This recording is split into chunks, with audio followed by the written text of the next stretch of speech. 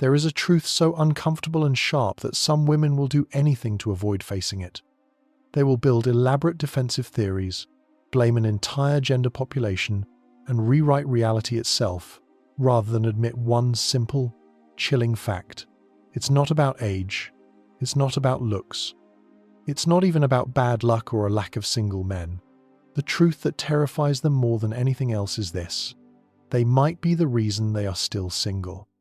Not men, not society, not cruel fate, but them. Let me explain why this realization is so devastating to the modern ego, and why running from it guarantees eternal loneliness. The gap between public claims and private reality today is massive. Publicly, we see endless posts about living my best life, and slogans like, "I don't need a man." But behind closed doors, a completely different story unfolds. I counsel women who cry into their pillows, wondering why nobody wants them, who check their phones with manic obsession, hoping for a text that never comes, who pretend they chose solitude, when in reality, solitude chose them. The emotional distress caused by unwanted isolation is real and crushing. It's the silence that greets you when you turn the key in the lock, the empty bed that feels bigger every night, the cold realization that if you disappeared, it might take days for anyone to notice. No one is checking if you made it home safe. No one cares how your day was. No one is planning a future with you. But here is what makes the situation even worse. Modern society glamorizes this isolation. Every magazine, every blog, every influencer tells women that being single is power, that needing partnership is weakness, that wanting love is settling. So, these women suffer in silence, portraying prosperity while dying inside, because admitting loneliness today means admitting defeat within the current cultural narrative. The cultural message actively absolves women of any responsibility for their situation. Modern myths insist a woman is perfect by default. If she is single, it's because men aren't good enough. If she is struggling, society failed her. If she is unhappy, everyone else is to blame. This protective dome blocks the self-reflection necessary for change. The forbidden question, "Why are you still single?" triggers rage because it implies responsibility. It suggests that maybe there is something she needs to change about herself. But that cannot be true because she's been told her whole life that she is amazing exactly as she is, and any man should consider himself lucky to be with her.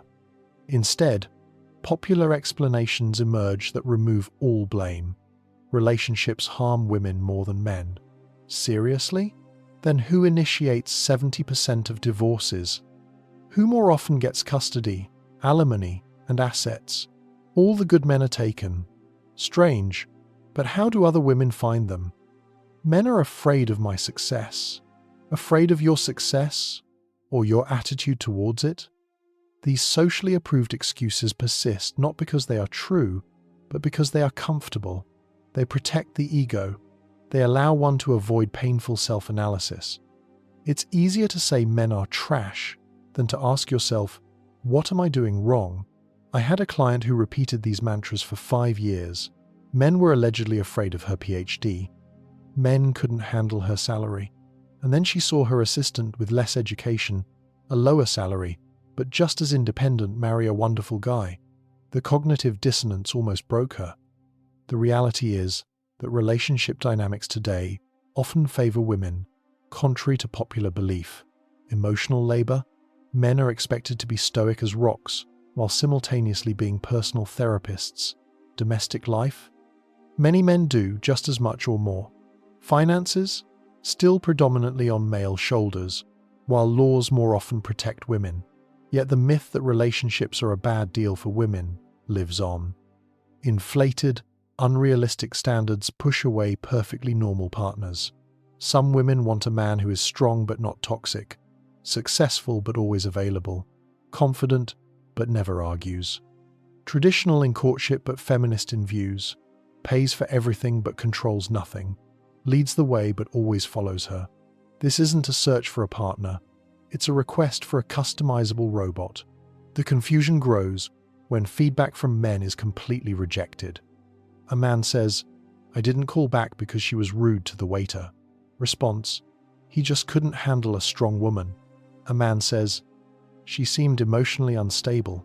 Response, "Men are afraid of women's emotions." Every piece of useful information is twisted into male inadequacy. A male friend told me about a date where the woman complained about her exes for 2 hours, constantly interrupted him, and never looked up from her phone.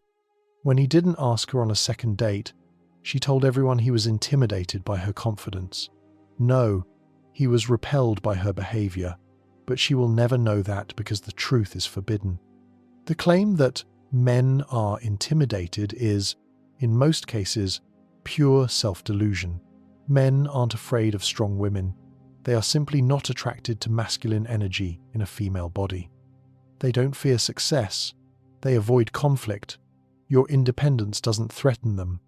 They just don't see the point in building a life with someone who broadcasts at every step that she doesn't need them.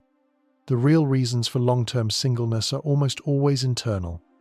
Ignored physical health, emotional instability, bitterness, worn like perfume, unchanging, inflated expectations, unhealed trauma, undeveloped social skills.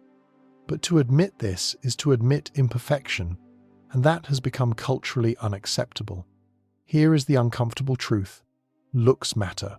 And it's not just about weight, though that is part of the equation. Hygiene, style, effort, self-presentation.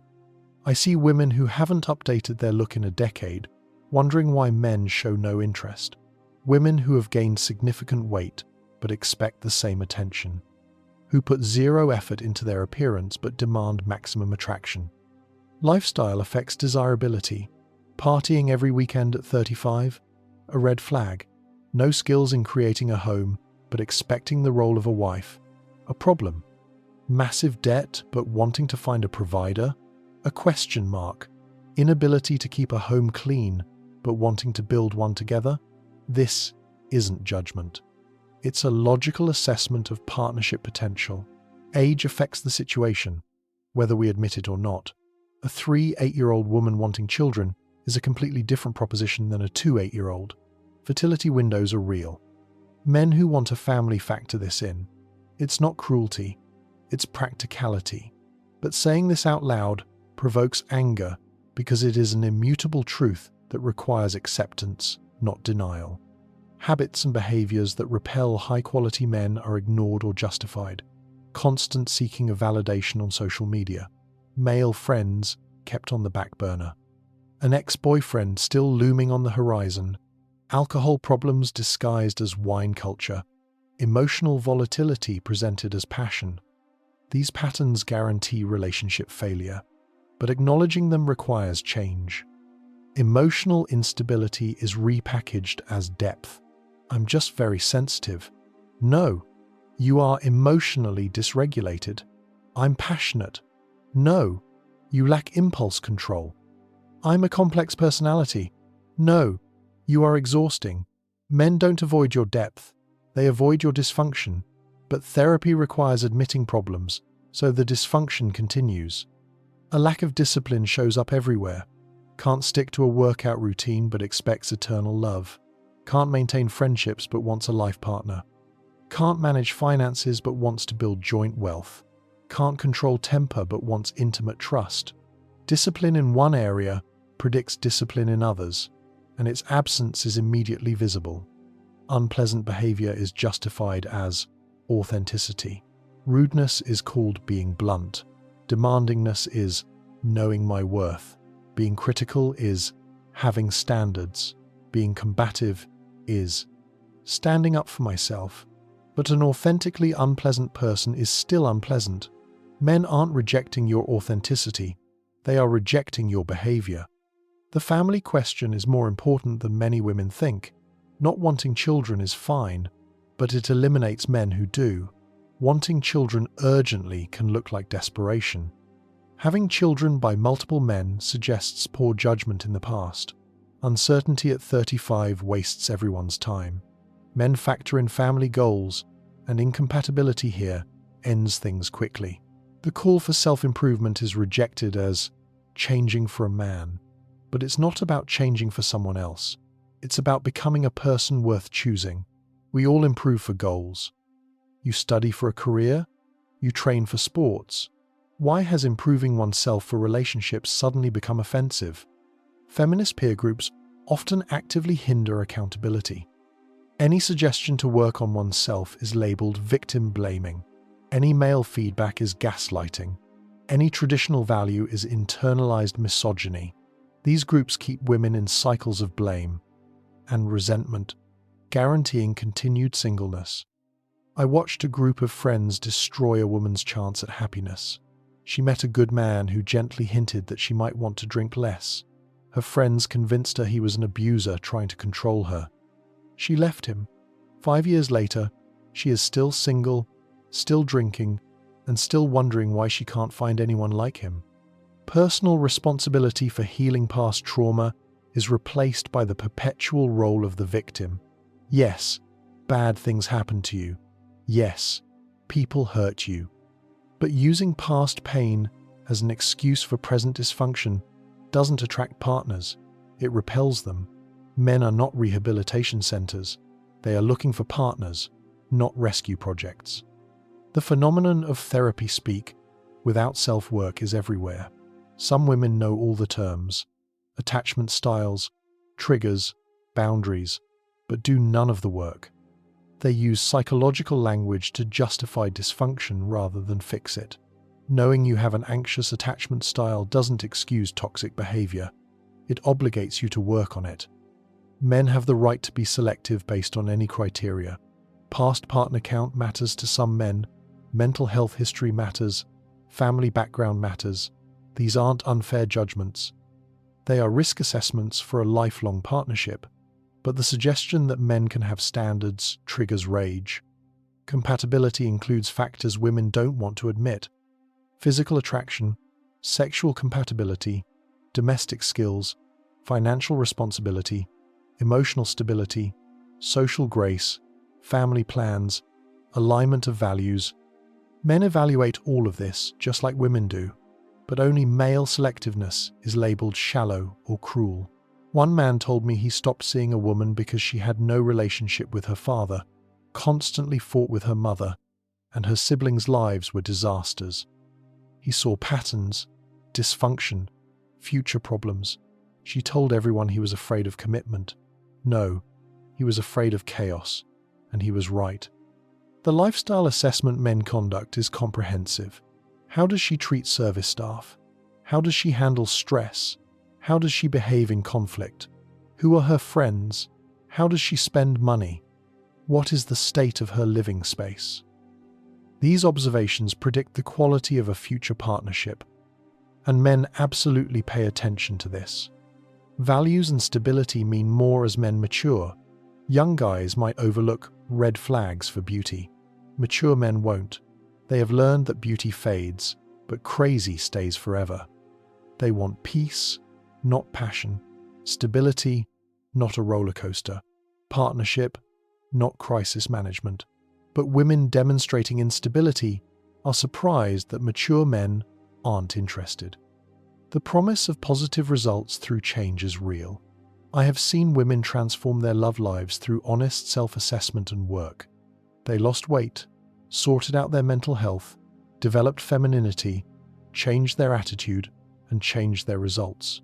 But this required admitting that the problem was internal, not external. One client, 36, complained for years that there are no normal men. Finally, she got to work. Anger management therapy, lost 30 pounds, quit drinking, developed real interests beyond TV shows. Within a year, she met her current husband. Same city, same age, same dating market. Different results. Questions for self-reflection that lead to change. Is it pleasant to be around me? Would I date myself? What do I actually offer besides my presence? Am I healing or draining energy? Do I add value or extract it? These questions hurt because the answers are often uncomfortable. Improving discipline changes everything. Fitness, money management, emotional regulation, home care. This isn't about being perfect. It's about being capable of partnership. A partner should enhance your life, not be required to manage it for you. Healthy habits attract high-quality partners. Reading over scrolling, cooking over delivery, exercise over excuses, creation over consumption, gratitude over complaints. These shifts signal a person who invests in themselves, which attracts those ready to invest in them. Traditional values work despite modern trends. Respect, care, support, femininity, grace, loyalty. These aren't outdated concepts. They are eternal relationship enhancers. But some women reject them as oppression, while wondering why relationships feel like warfare. Preventing rejection through honest change is possible. Most factors keeping women single are changeable. Weight, attitude, behavior, skills, mindset all can be adjusted. Even the impact of age can be minimized through health and vitality. But change requires admitting that the current state isn't working. Here is what some women don't understand. Men want to choose them. Men want partnership. Men want love. But they want it with someone who brings peace, not chaos. Who offers support, not criticism. Who gives warmth, not starts a fight. The male perspective on long-term singleness is simple. If multiple men over the years have decided not to commit to you, the common denominator isn't men. It's like being fired from every job and blaming all the bosses. At some point, self-reflection becomes mandatory. The protection racket of modern feminism keeps women from this realization. Any suggestion of female accountability is attacked. Any male standard is demonized. This protective bubble feels like support, but in reality, it blocks the growth necessary for success in love. Reinforcement of destructive patterns by friends is devastating. Misery loves company. Single friends keep each other single through bad advice, bitter outlooks, and sabotage disguised as support. You don't need him turns into you don't need anyone, and then into why am I alone? The illusion of social media makes everything worse. Comparing real life to curated clips, seeking validation from strangers, portraying happiness instead of creating it. The gap between digital projection and reality becomes unbridgeable. Dating apps have created an illusion of infinite choice that paralyzes. Why work on yourself if a prince might like you tomorrow? Why solve problems if the next guy won't care? But the ideal never comes, and the just good ones stop trying. The allergy to responsibility in modern culture blocks growth.